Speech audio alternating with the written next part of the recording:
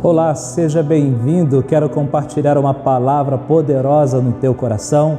Você que está nos acompanhando, você que está chegando agora, que Deus possa abençoá-lo poderosamente.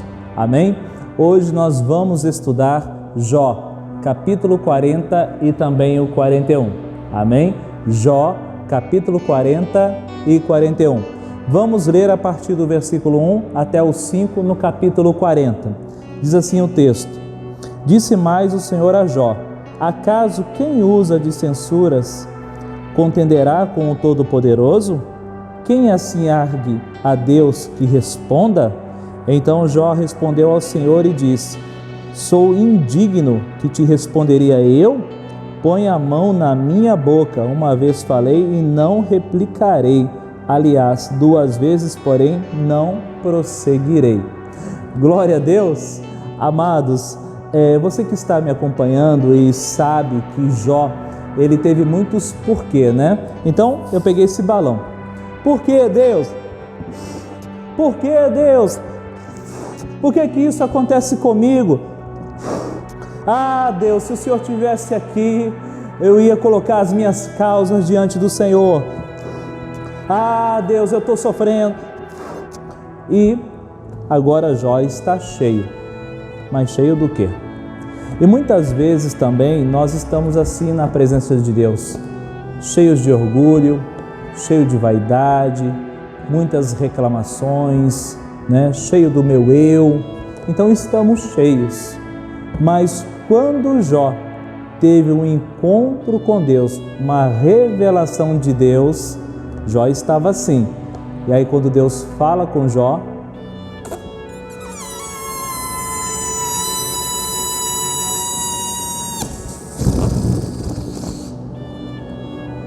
Jó murchou. Ele se quebrantou perante Deus. Aqui no versículo de número 4 e 5 diz assim, na tradução NTLH: Eu não valho nada que posso responder.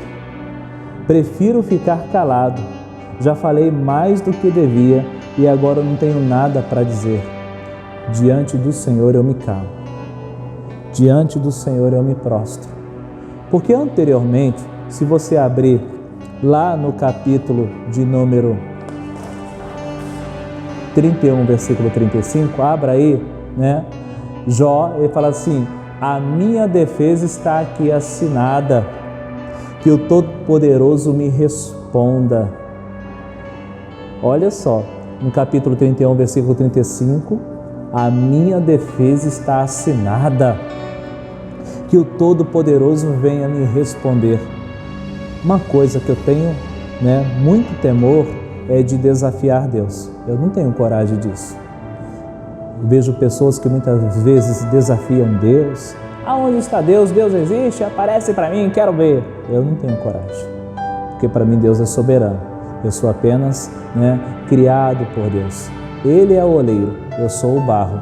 Veja bem, que nesse capítulo, no início, na tradução NLH diz assim, NTLH, nova tradução na linguagem de hoje: Jó, você me desafiou. Jó, você me desafiou, Vai desistir ou vai me dar uma resposta? Percebe que era Jó que queria uma resposta. Agora é Deus que quer uma resposta de Jó. Interessante que você observa que Deus trabalha diferente. Você vê que Ele não trabalha o vitimismo em Jó. Ah, Jó, coitado por tudo que você está passando, coitado de você. Você é um coitadinho. Não trabalha em Jó lambendo feridas emocionais, mas trata Jó mostrando e se revelando para ele como um Deus grande e absoluto. E quando você tem essa revelação de Deus, então você passa a confiar nele. Interessante, seguindo aqui essa linha de estudo, amados, então Jó murchou perante Deus. Diante da presença de Deus, nos sentimos tão pequenos. Eu falo isso porque todas as experiências que eu já tive com Deus, eu me senti tão pequenininho perante Deus. Eu falei assim: quem sou eu, Senhor? Eu não sou nada diante de Ti. É que nem diz aquela canção: Senhor, eu não sou nada diante do teu poder. Eu não sou nada. Quem é o Senhor para que me visites? Quem sou eu? Deus, tem misericórdia da minha vida. Então eu me inclino e eu me prostro. Uma vez eu vi um descendente, um filho de judeu falando algo, e eu achei interessante ele dizendo assim, que diante de Deus nós precisamos ser como o junco que cresce na beira do rio. Quando vem o vendaval, ou seja, a presença de Deus vem sobre o junco, ele se dobra, ele se inclina facilmente. E o vento passa e ele se levanta. Já o cedro do Líbano, que é uma árvore resistente, então quando vem o vento, ela segura o vento. Então a força do vento retorce e quebra os seus galhos. Eu prefiro me inclinar diante de Deus do que ser quebrado por Ele. Acompanhe comigo na Bíblia o versículo 7 e 8 que diz assim: Cinge agora os lombos como homem, e eu te perguntarei e tu me responderás. Acaso anularás tu de fato o meu juízo ou me condenarás para que te justifiques? Para que te justifiques? Aqui na minha tradução, se fosse na tradução Wander, é seja homem. Agora eu vou te perguntar e você vai me responder. Veja bem, amados, lendo esse texto, quantas vezes as pessoas fazem assim? Elas acusam alguém para se justificarem. Bota a culpa em alguém, para se justificar. Veja bem que Adão fez isso, não foi? Adão, por que pecou? Foi a mulher que tu me deste. Ou seja, se tem alguma coisa errada, é essa mulher que o Senhor me deu. Se o Senhor tivesse feito uma mulher diferente, isso não teria acontecido. Então, ele tentou justificar a culpa. E nesse momento que você faz isso, você está falando que Deus está errado. E aí eu lembrei de pessoas, já viu aquelas pessoas que elas estão o tempo todo acusando outras e botando a culpa em outros? Eu lembrei daquelas pessoas que diziam, se eu fosse o presidente eu faria diferente, eu fazia assim, fazia assado. Mas fica lá no lugar do presidente. Porque se eu fosse o pastor fulano eu fazia assim, eu fazia assado. Fica no lugar do pastor. Porque se eu fosse o técnico daquele time eu fazia assim, fazia assado. Fica lá, se torna o técnico daquele time. Então, uma coisa é você ficar falando e outra coisa é você exercer aquela função, você exercer aquele papel. E na verdade, quando Jó, as coisas que ele falou e quando ele fala, Deus está aqui, a minha causa, está aqui a minha defesa, automaticamente ele estava falando que Deus agiu de forma errada com ele, porque ele era inocente. Voltando para esse texto aqui, e aí nós vamos para o versículo de número 9, vai abrindo a sua Bíblia, versículo de número 9, acompanha aqui, Então, no versículo de número 9, pode trovejar com a sua voz?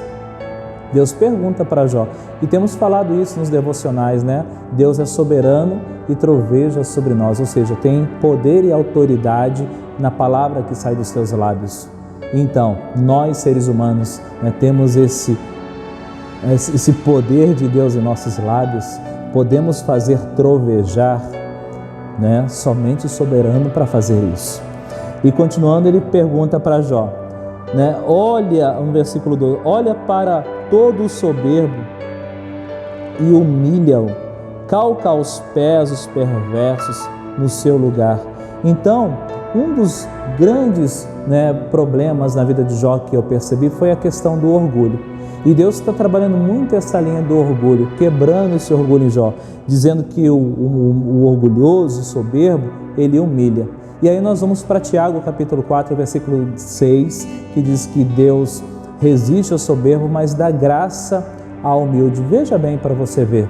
Então, naquele momento Jó se quebrantou, mas se Jó não se quebrantasse, seria quebrado por Deus.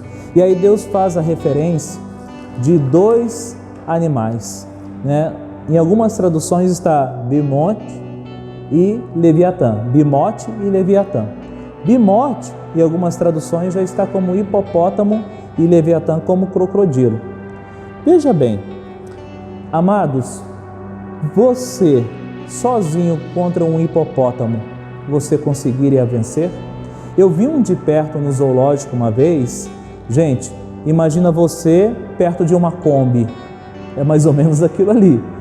Você conseguiria vencer um animal desse? Deus está perguntando para Jó. Eu sei que alguns teólogos falam que pode ser um dinossauro, e isso aqui não é o objetivo do meu estudo, é trabalhar a mensagem. Então você consegue vencer a força de um animal desse? Você consegue vencer a força de um crocodilo africano, né? Aqueles que vivem lá na África, você conseguiria vencê-lo na unha, sem nenhuma ferramenta? E aí Deus fala para Jó, fala assim, Jó, ambos os animais, tanto o terrestre como o aquático, eu os criei, e eles se dobram diante de mim. Então o que é o homem diante de Deus? O que somos nós sem Deus?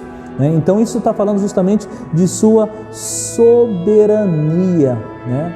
Mostrando para Jó que Deus é soberano e que Ele coloca tudo no seu devido lugar e Ele age com justiça, né? E as coisas que Ele faz nós não conseguimos compreender.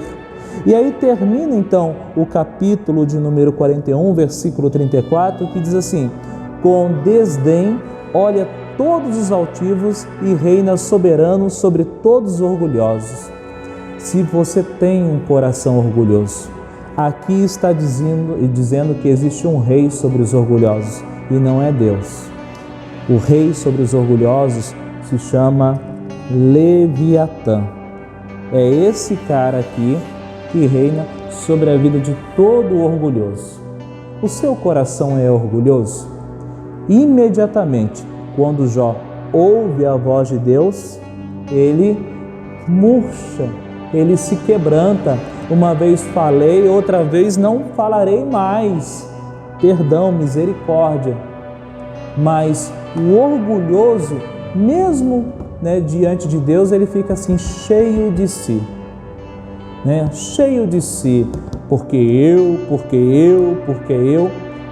E muitas vezes querendo dar ordem para Deus e querendo que Deus responda as suas perguntas, e ele anda assim diante de Deus. O fim de todo orgulhoso, sabe qual que é?